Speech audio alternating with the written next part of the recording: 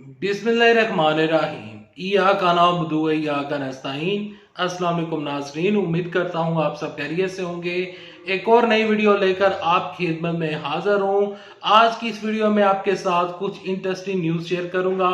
अनहोनी हो गई है, एहसन इकबाल ने भी सच बोल दिया। शाहिद हक्कान अब्बासी ने नून लीग का बड़ा पोल खोल दिया और मरियम नवाज शरीफ साहिबा का नया शोशा मार्केट में आ गया है। तमाम तर खबरें आपके साथ आगे चलकर इस वीडियो में शेयर करता हूं, लेकिन उसको शेयर करने से पहले, आगे बढ़ने से पहले आप सबसे एक छोटी सी रिक्वेस्ट करूंगा कि अगर आपको ये वीडियो अच्छी लगी तो इस वीडियो को लाइक कीजिएगा, चैनल को सब्सक्राइब कीजिएगा, साल के नोटिफिकेशन बटन दबाइएगा ताकि जो आने वाले वीडियोस हैं आप उनको मिस ना कर सकें। देखें, एहसन इकबाल का सबसे पहले बयान शामिल करते हैं इस वीडियो में और आपके साथ बयान शेयर करते हैं कि एहसन इकबाल साहब क्या कह रहे हैं। एहसन इकबाल साहब कह रहे हैं कि हमारे वोटर्स को 200% पता है कि मौजूदा महंगाई का जिम्मेदार एक अनाड़ी खिलाड़ी है। उनका इशारा इमरान खान की जानब है। वो इमरान खान साहब को कसूरवार करार दे रहे हैं और वो बता रहे हैं कि जो पाकिस्तान में मौजूदा महंगाई हुई है उसके जिम्मेदार इमरान खान हैं। इसमें अब सच क्या है, मैं आपके साथ आगे चलकर खबर शेयर करता हूं। देखें, एहसन इकबाल साहब ये कह रहे हैं कि पाकिस्तान में जितनी महंगाई हुई है उसके जिम्मेदार इमरान खान है। इमरान खान साहब ने पाकिस्तान में 3.5 साल हुकूमत की और बाकी 35-40 साल हुकूमत की मुस्लिम लीग नून ने और पीपल्स पार्टी ने। इन तमाम लोगों ने पाकिस्तान के ऊपर हुकूमत की। 35-40 साल इनकी हुकूमत चलती रही। इमरान खान साहब ने 3.5 साल हुकूमत की तो उस टाइम महंगाई की शरह 11% थी। उस टाइम पाकिस्तान में जीडीपी जो ग्रोथ रेट था वो तकरीबन 6% था। हम कर्जे ले तो रहे थे, साथ कर्जे उतार रहे थे, लेकिन जब शहबाज शरीफ की हुकूमत आई तो पेट्रोल की प्राइस में 2 गुना इजाफा हुआ। बल्कि 2 गुना नहीं, 3 गुना तक बड़ा इजाफा हुआ। पाकिस्तान में सबसे ज्यादा जिस दौर में महंगाई बढ़ी और जिस दौर में तमाम तर चीजें हुई और जो बेरोजगारियां बढ़ी, लोग बैरून मुल्क चले गए, वो क्रेडिट सारा शहबाज शरीफ को जाता है। अगर हम चले 1 मिनट के लिए हम एहसन इकबाल की बात को मान लेते हैं कि इमरान साहब कसूरवार हैं, उन्होंने IMF के साथ डीले की, दिस एंड दैट किया, इमरान साहब भी कसूरवार हैं। 3.5 साल माइनस कर लेते हैं और बाकी जो 30 साल आप लोगों ने हुकूमत की, तो आप हमें बताएं कि आपने पाकिस्तान में कौन सी दूध और शहद की नहरें बहा दी थी। उस टाइम पाकिस्तान में क्या महंगाई नहीं थी?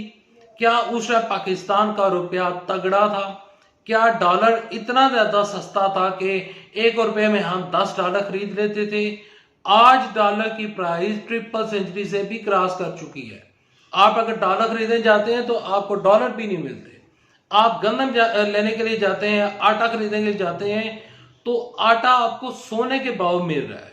और जो बिजली है उसकी प्राइस में इन लोगों ने इतना ज्यादा इजाफा किया कि मेरे ख्याल में जो लोग हैं वो अपने कीमती जेवर बेच बेच कर बिजली के बिल्स अदा कर रहे हैं। आप लोग, एहसन इकबाल साहब माजरत के साथ, आप लोग आए थे यहां पर पाकिस्तान में, ये तासुर आपने पैदा किया था और आपने कौम को एक उम्मीद दिलाई थी कि हम महंगाई को कम करेंगे। उस टाइम तो महंगाई में कमी थी और इमरान साहब ने आवाम को रिलीफ दिया था, बिजली की प्राइस कम हुई थी, आटा में बिल्कुल सस्ता मिल जाता था, लोगों के पास सेहत कार्ड, सेहत इंसाफ कार्ड था, तमाम तर चीजें थी। लेकिन आप लोगों ने वो तमाम तर चीजें खत्म कर दी और सिर्फ सेहत कार्ड जो था वो बाकायदा तौर पर आपने सिर्फ एक तबके को देना शुरू कर दिया था। पूरे पाकिस्तान को आप भूल गए थे। सिर्फ फनकार ही आपके सेहत कार्ड के रह गए थे। फनकारों को आपने सेहत कार्ड दिए, फनकारों को आपने सहूलतें दी, फनकारों को और इसके अलावा फिल्म इंडस्ट्री को आपने टैक्स फ्री कर दिया। हालांकि आपको जिस तरह इमरान साहब ने टैक्स फ्री किया था, जितने भी कारखाने थे, उन्होंने, इमरान साहब ने कहा था कि जो बंदा बैरून मुल्क से आकर यहाँ पर इंडस्ट्री लगाएगा हम 5 साल तक उससे टैक्स नहीं लेंगे। आपने फिल्मों के टैक्स माफ कर दिए, फिल्में पाकिस्तान की देखता कौन है? एहसन इकबाल साहब। एहसन इकबाल साहब इमरान साहब के 3.5 साल को भूल जाएं, आप बाकी की बात करें। बाकी 32 साल 30 साल आपने जो हुकूमत की उसमें आपने क्या किया? क्या पाकिस्तान के कारखाने उस टाइम चल रहे थे? क्या पाकिस्तान का जो एक गरीब तबका था क्या वो उस टाइम खुशहाल था? हरगिज नहीं था। लोग जितने भी यहाँ पर आप कह रहे हैं कि वोटर्स को पता है, देखें वोटर्स को क्या पता है, वोटर्स आपके पास है नहीं।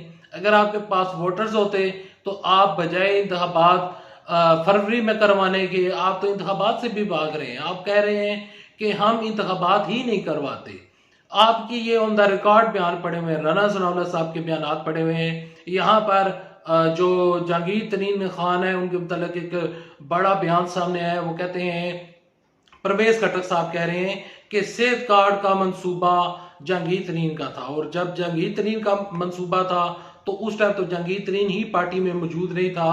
तो जहांगीर तरीन का मंसूबा किस तरह आ गया सामने? ये अब मेरी ये चीजें जो हैं वो हम लोगों की समझ से बालातर हैं कि परवेज खट्टर ने, अब परवेज खट्टर इस तरह के बयान क्यों दे रहे हैं। अब बढ़ते हैं दूसरी खबर की जानिब। दूसरी खबर कुछ यूं है कि शाहिद खान अब्बासी ने नून लीग का बड़ा पोल खोल दिया। शाहिद खान अब्बासी आजकल बड़े जो हैं वो खफा नजर आ रहे हैं। नून लीग की ही वो बाकायदा तौर पर उनके खिलाफ ही बोल रहे हैं। पहले जब असम्बली खत्म हुई, असम्बली तहलील हुई, तो शाहिद खान अब्बासी की जानब से बड़ा बयान सामने आया कि कौन से शर्मिंदा है, कौन से हम माफ़ी मांगते हैं, तारीखी बदतरीन असम्बली रही है। तो जब ये बयान वायरल हुआ तो जो मुस्लिम लीग नून के तर्जुमान है, मुस्लिम लीग नून के जितने भी चाहने वाले हैं, वो कह रहे हैं कि शाहिद खान अब्बासी नून लीग की तरफ इशारा नहीं कर रहे हैं, बल्कि वो इमरान साहब की तरफ इशारा कर रहे थे कि तारीख की बदतरीन असम्बली रही है। लेकिन जो 16 माह की जो हुकूमत थी शाहिद खान अब्बासी उसको भी डिफेंड नहीं कर रहे हैं। अब एक नया बयान सामने आ गया है जिसमें वो नून लीग का ही पोल खो रहे हैं और कहते हैं शाहिद खान अब्बासी साहब जब असम्बली खत्म हो रही थी तो आखिरी दिनों में जो बिल पेश किए गए हैं उन तमाम तर बिल्स में इन लोगों ने, जितने भी MNAs वहां पर बैठे थे और तमाम तर जो हुकूमती लोग थे, इन्होंने अपनी जेबें भरी हैं।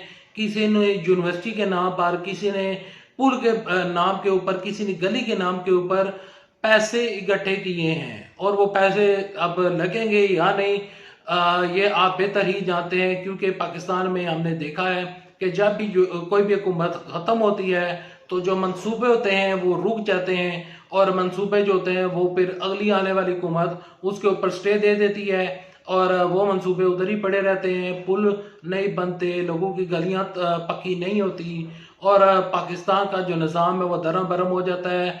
जो ही हुकूमत खत्म होती है तमाम तर जो तरक्याती काम होते हो रहे हैं, वो तमाम तर चीज़ें जो होती हैं वो बंद हो जाती हैं। ये हमने पाकिस्तान में देखा और ऐसा पाकिस्तान में होता रहा है। अब बढ़ते हैं बाकायदा तौर पर मरियम नवाज शरीफ साहबा के नए शोशे की जाना। मरियम नवाज शरीफ साहबा ने नया शोशा मार्केट में पहन दिया है। मरियम नवाज शरीफ साहबा कहती हैं कि नौजवान जो हैं वो तैयारी कर लें और जो नौजवान हैं वो तैयारी करें, बहुत जल्द नवाज शरीफ आप लोगों के दरमियान होगा।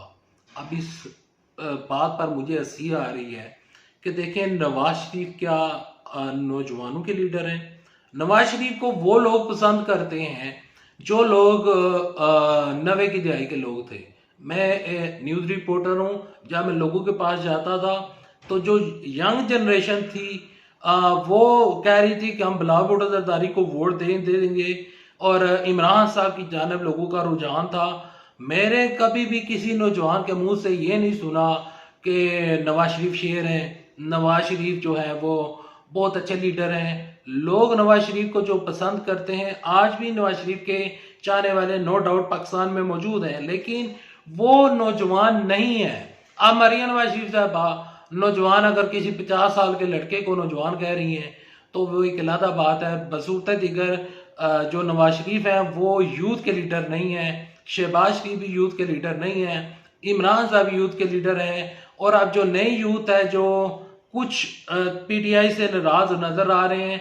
वो गुलाम अज़हरदारी को फिर भी एक मिचोर लीडर मान रहे हैं और लोग कहते हैं कि ये कम से कम एक यंग ब्लड है और तमाम तर खूबियां इसमें तो कम से कम पाई जा रही हैं जो शहबाज शरीफ में नहीं थी, जो नवाज शरीफ में नहीं थी।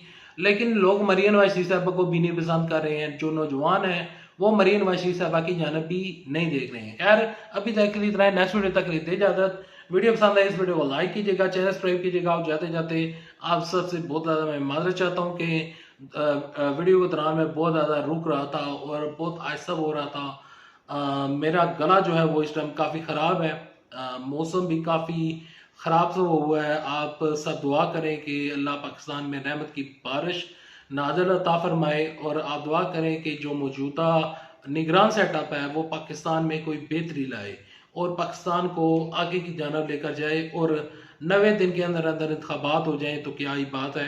नेक्स्ट वीडियो तक लिए दे इजाज़त। अल्लाह हाफिज़। पाकिस्तान जिंदाबाद। अफवाज पाकिस्तान जिंदाबाद। पाकिस्तान